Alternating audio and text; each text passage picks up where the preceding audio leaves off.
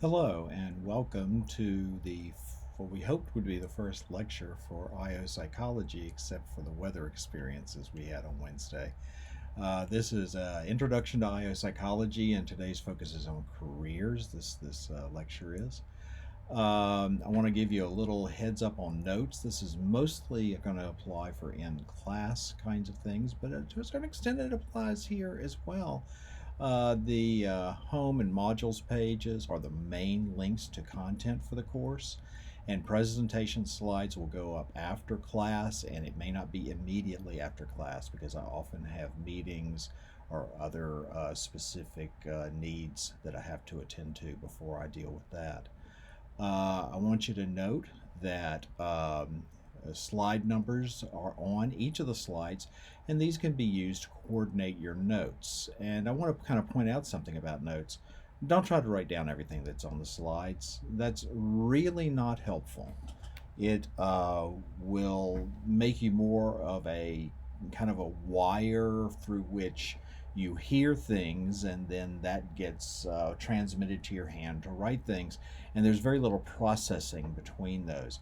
Write down ideas and uh, questions you have, concepts that are the important concept that's being referred to, and these slide numbers are so you can coordinate, as I said, what you write in your notes with what is on the screen. So today we're going to be going over the basic perspective and definitions of industrial and organizational psychology. We're going to talk about what you can do with a degree in IO psychology. I think a lot of students find this particularly helpful to know because it's an area of psychology that many folks don't think of as existing until they are, sitting there going through school and they start thinking, well, what am I going to do as a career? And some people discover that they're not that interested in one of the classic helping professions areas of psychology, yet they still really like what they're learning in the field. And that's what I hope to wake you up to, is some ideas along those lines. So let's first get into what is this thing called IO psychology? This is an applied specialty area within psychology that is particularly concerned with the behavior of people within organizational settings, usually work settings, though organizations are rather broadly defined because you have everything from nonprofits to educational and religious organizations and such that don't kind of fit the classic models that you'll see discussed here. We engage in research on how people are affected by and affect the organizations they're in, and the application of psychological principles to improve the conditions of people in organizations. When we say improving the conditions, we're talking about everything from health and safety to effectiveness and efficiency on the job, to improving customer relations, to improving employee morale. It goes on and on and on with anything that involves the human behavior, the workplace, and using psychological concepts to help us improve those things. So, so the areas that we work in are broadly based in two areas, that is industrial and organizational. It's embedded in the name, and that's because of the history of them developing in a kind of a coordination with each other and a huge amount of overlap between them. But we do have some specific recognition of which is the industrial side and which is the organizational side, even with this large amount of overlap. So when we're talking about industrial, we're talking about job analysis. So that's where we figure out, well, exactly what is being done in a job. And on the one hand, we often think that's quite obvious, but when you start digging down, there's actually a lot of interesting detail to get into. Employee selection, choosing the right people for the right job. And so first you got to understand the job, then you can start thinking about who you want to put in that job. Training design. Well, if you understand what the job is and you've picked people, you want to make sure you train them to do what you've described as the job properly. So you can see how these things start to tie together.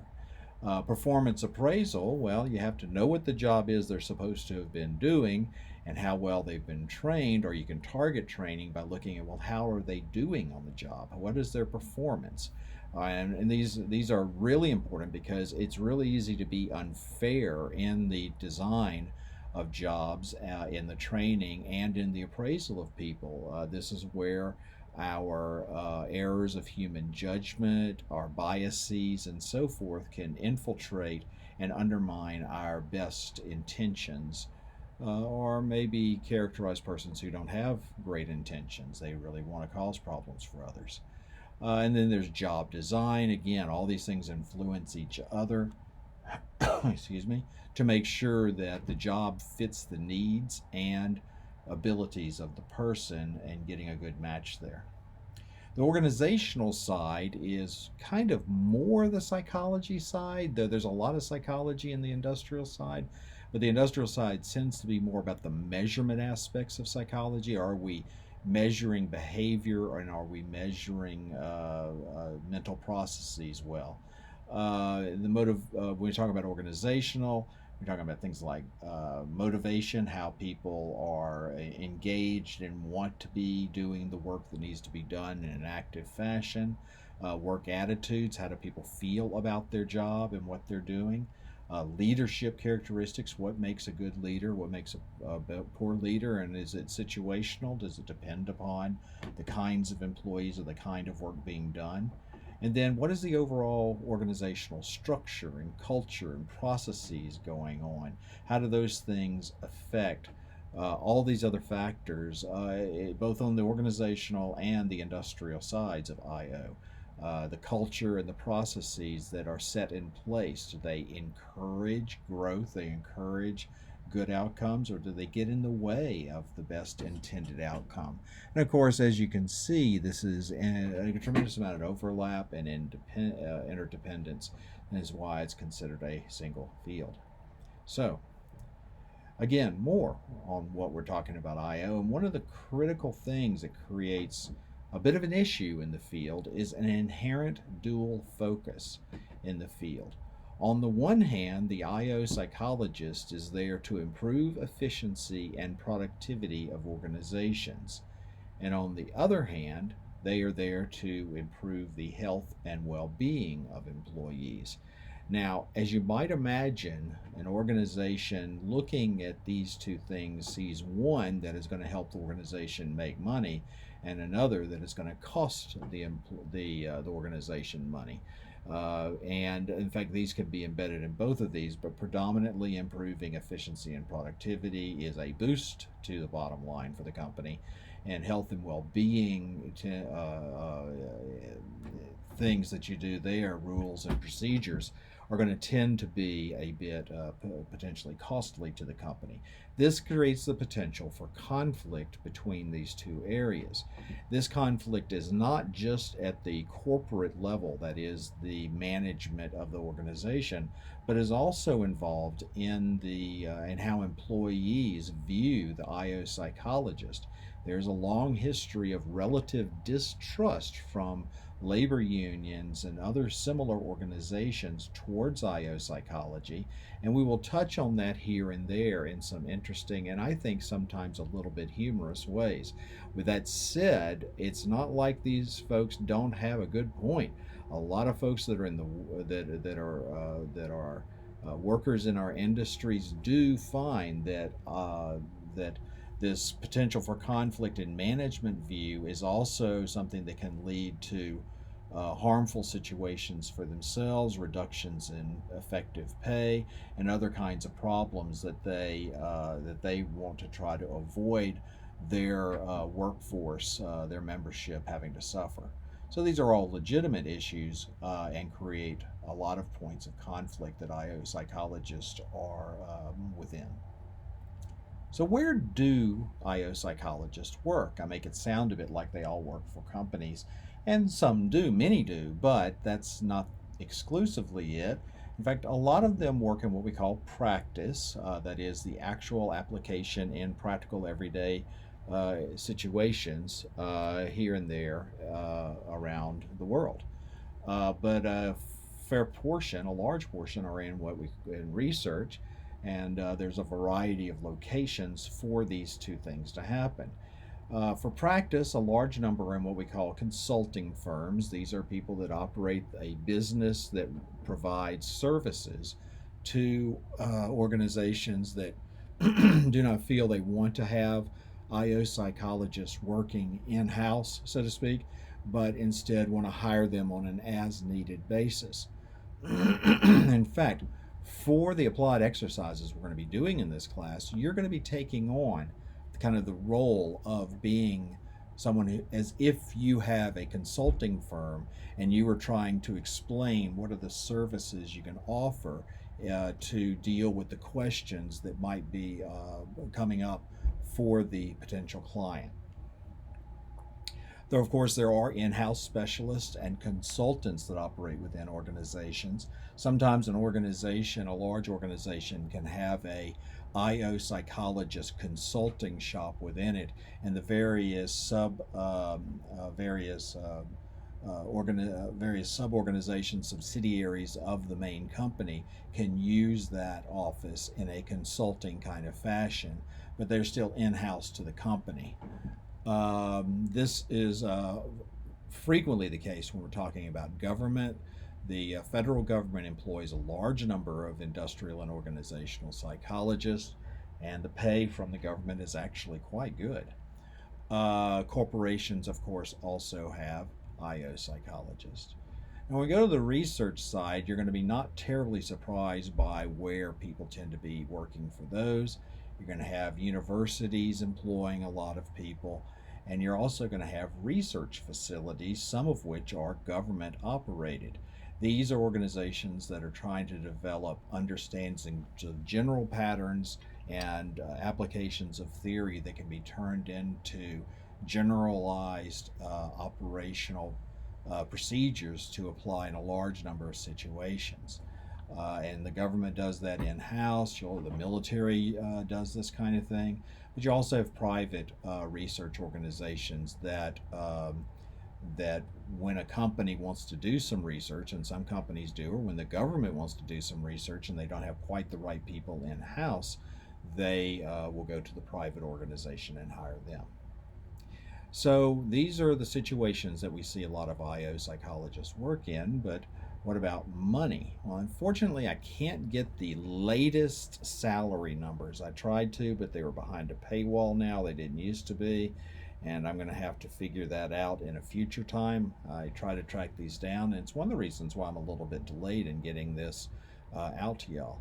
But in 2015, and you want to add about 15 to 20% to these numbers now because of generalized inflation, we see that starting persons with a master's at that time was 67,000. It's probably somewhere around 75,000 now. Persons with a PhD started then about 90, probably up to about 105, 110,000 now. That's starting salaries for persons with an IO degree. And the fact of the matter is, I don't have an IO degree. I have a social psychology degree. And the reason I teach IO is I have a generalized interest from my engineering background, and an awful lot of what IO is applied social psychology. Persons that have established their career obviously are making a good bit more money. And the per year increase is rather substantial on average. Of course, things vary based upon inflation shifts, various job market considerations, and general economic situations.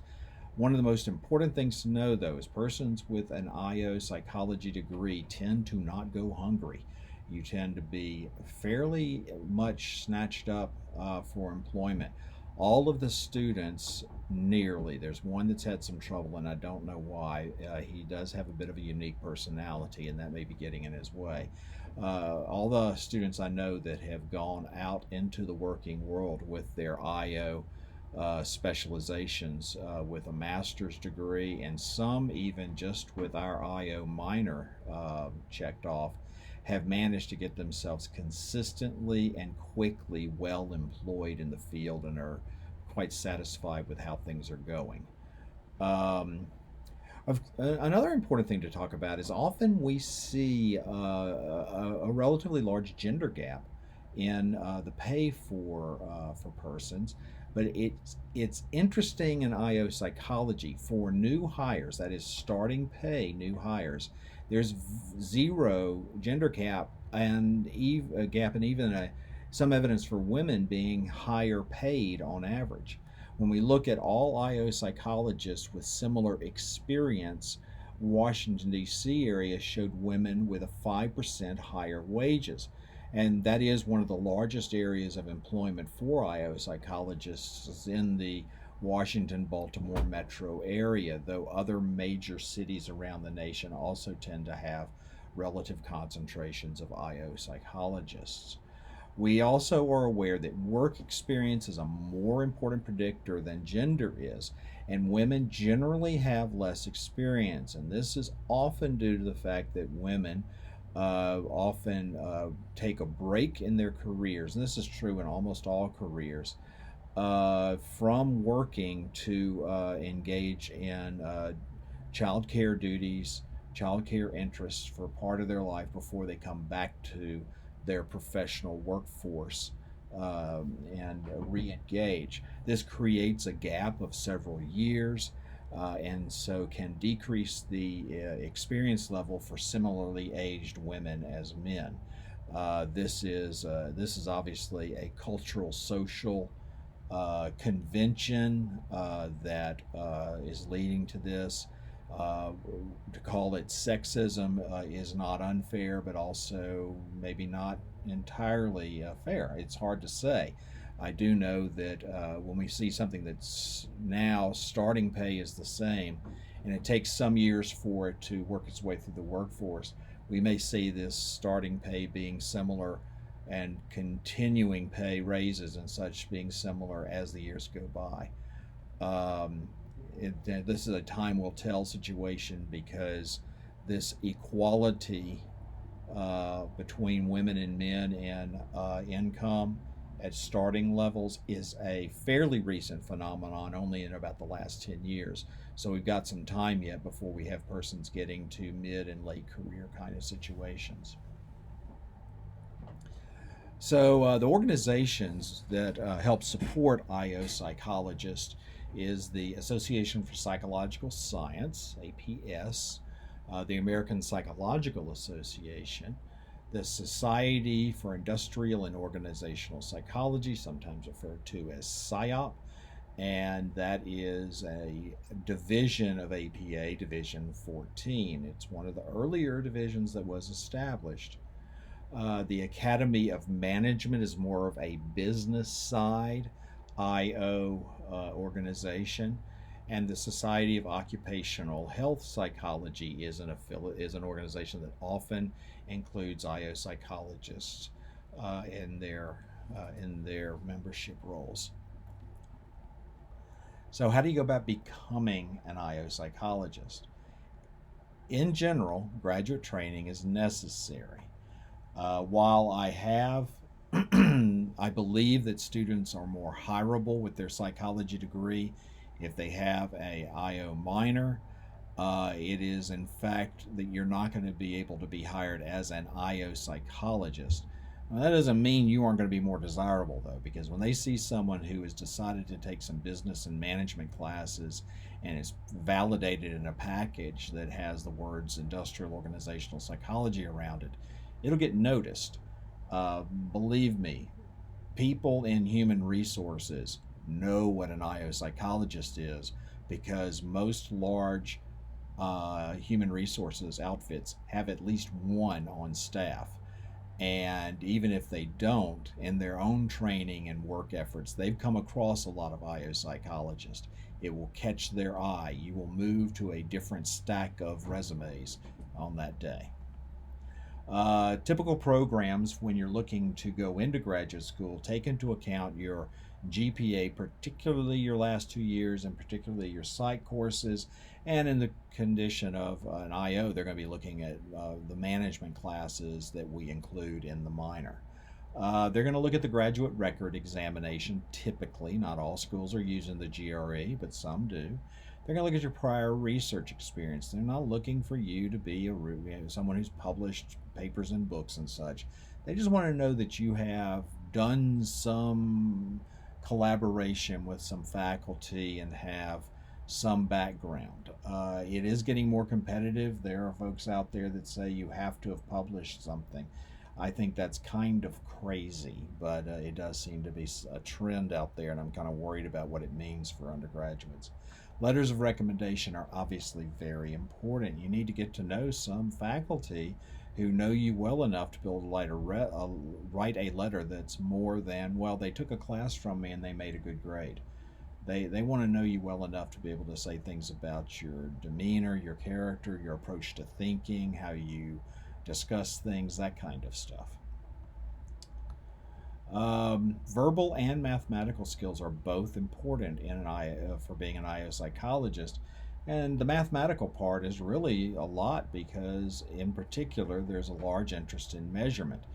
Determining whether or not where you have accurate measurement instruments for the productivity and work of employees and so forth is an essential thing. Academic training is augmented with a practicum. That is, they're going to put you out in the field in some situation. Master's programs take about 2 years, sometimes 3, depends on the details. Master's programs with thesis included tend to be more research oriented. That can often add a year, so it becomes more of a 3-year than 2-year program. PhD programs add a research emphasis almost always and add about 2 to 3 years after the master's degree has been completed. Here's the thing to know though, if you are going into a PhD program in particular, you will find at a research university such as University of Maryland, College Park, you will not need to be paying for school. You will be getting support for doing it. You'll be doing some teaching and working in research labs to receive some direct pay, and you will also be having your tuition covered by the university. They'll just waive your tuition. So these are things that are typically seen but not always seen, and you want to, if you're really serious about it, make sure and you have the grades and everything to justify it, go that direction.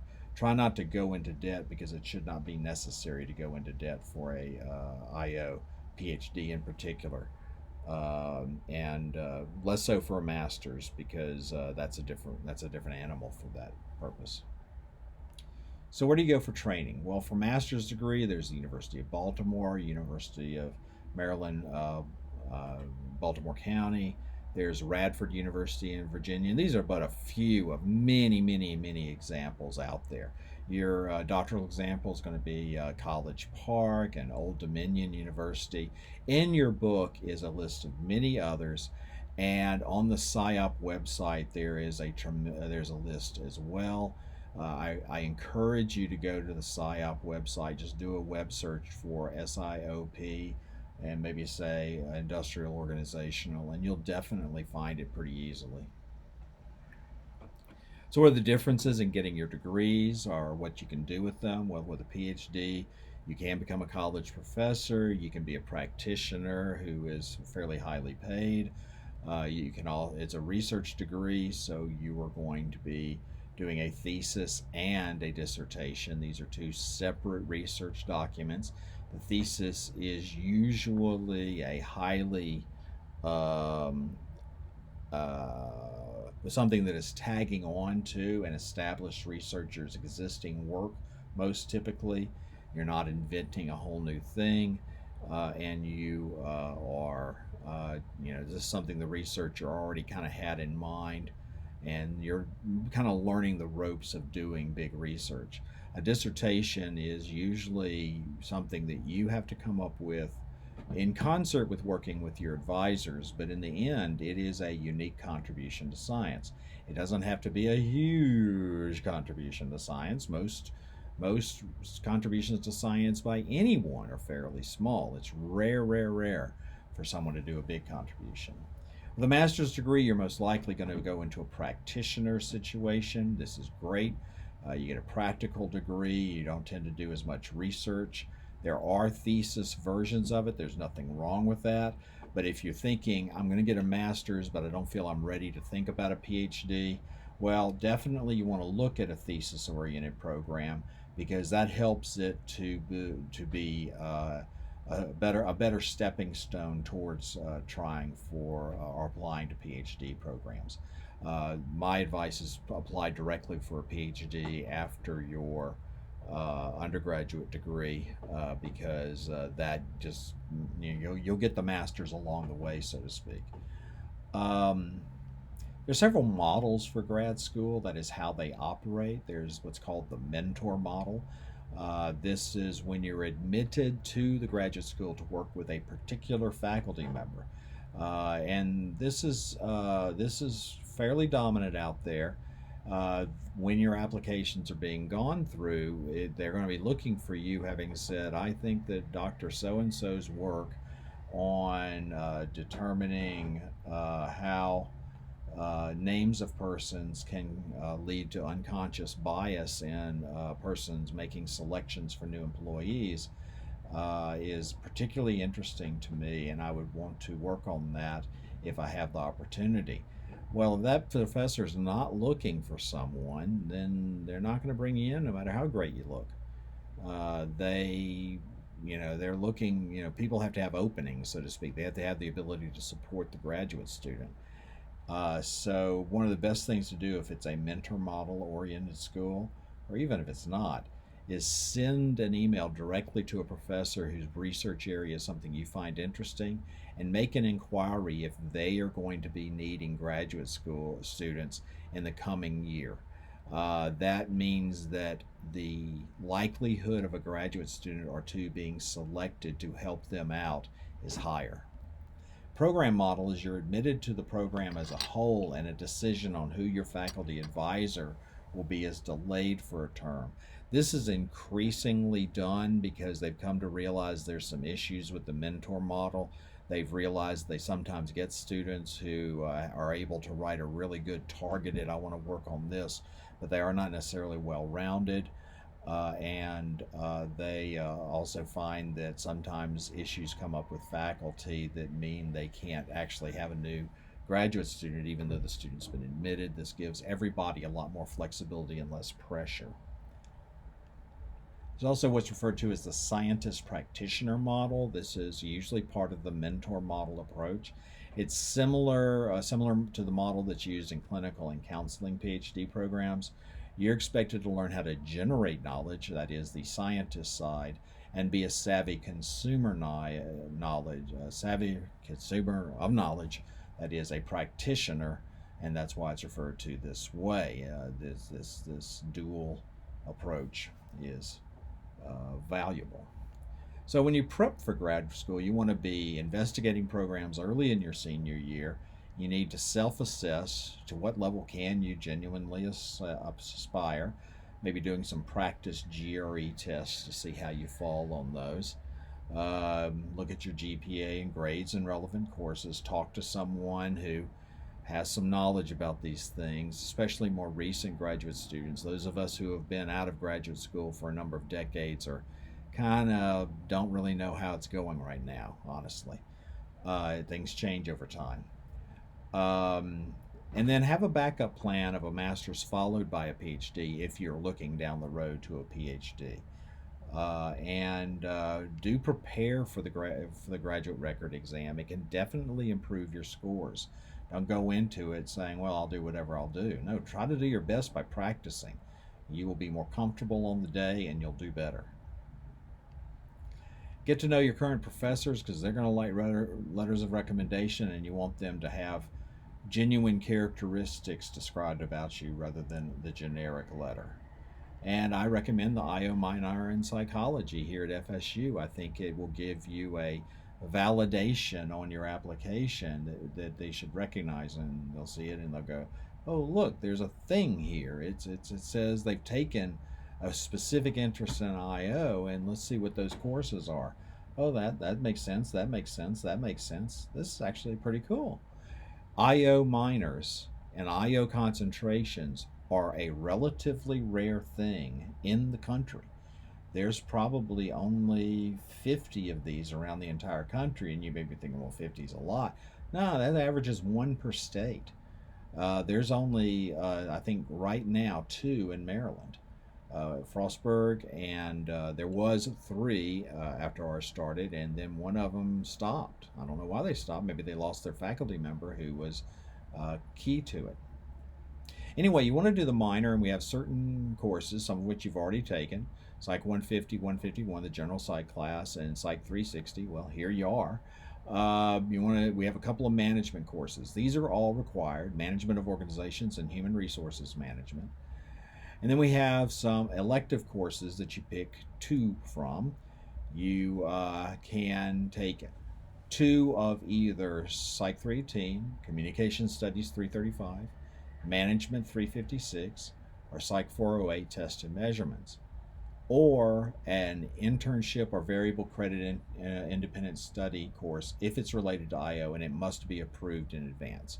So two from that list of 4 specified courses, or the internship. So out of 5 options, essentially, you pick 2 of them to finish out the minor. If you do an internship, it will in psychology as an IO internship. It's been done a few times. It does count towards as a psychology internship, so it satisfies both of those things. So for applying to grad school, make sure you make the deadline. It's very easy to reject someone who can't even hit a deadline. Ask for letters from your people writing letters of reference long ahead of the deadline, as in a month or more, because they need the time to find the time to write a letter for you and get it going.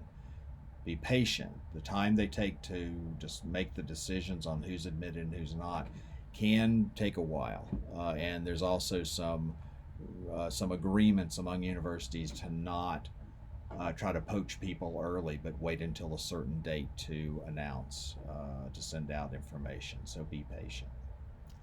And then you go, expect to travel to get to the right program and work with the right person. While this student did not go to grad school in IO, they went in clinical counseling.